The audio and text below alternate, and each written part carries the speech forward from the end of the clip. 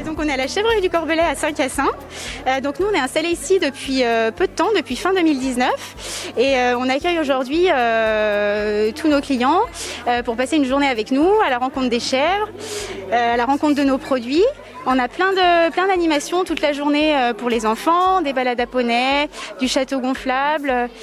Donc tout pour s'amuser, des super bonnes crêpes préparées avec le bon lait de la traite de ce matin, de quoi se restaurer un petit peu, de quoi boire, et voilà, de quoi passer une super journée, découvrir tous nos produits, donc nos fromages fermiers bio, nos terrines de Cabri, et on reçoit aussi différents producteurs, donc vous pourrez trouver Anne du domaine de Méjeanne avec ses produits, son vin, et puis Mélanie de Halo Savon qui fabrique des savons au lait de chèvre avec le lait de nos biquettes et des cosmétiques naturels. Je reçois les personnes, je fais déguster et ensuite ils peuvent acheter. Voilà. Alors qu'est-ce que vous proposez comme fromage? Alors tous les fromages qu'on a à la vente, ils sont ici. Il y a les crémeux, les frais et ça va les aromatiser. Le saucisson, les terrines de Cabri, les secs et les beaucoup plus secs. Voilà. Et après, les gens, s'ils veulent acheter, ils achètent. J'imagine que ça a pas mal de succès la ville. Ah oui, c'est bien parce que c'est une bonne chose. Comme ça, les gens y voient et ensuite ils achètent. Alors, comment ça se passe la dégustation? Bonjour, très bien, c'est toujours bien de pouvoir goûter les produits, ça fait plaisir. Alors qu'est-ce que vous avez goûté là par exemple? Va falloir m'aider.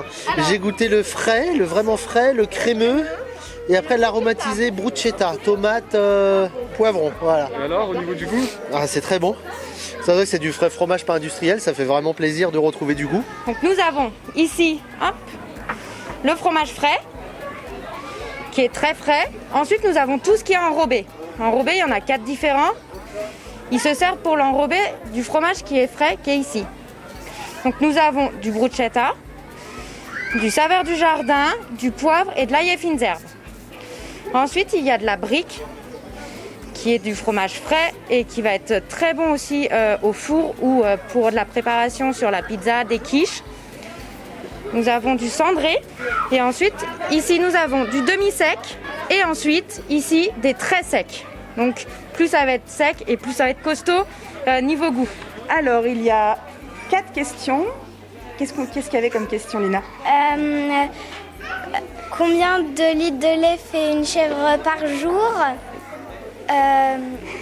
On se fait manger, on se fait attaquer, regarde. Et aussi, combien de litres de lait il faut pour faire un fromage? Et du coup, est-ce que ça t'a permis d'apprendre des choses?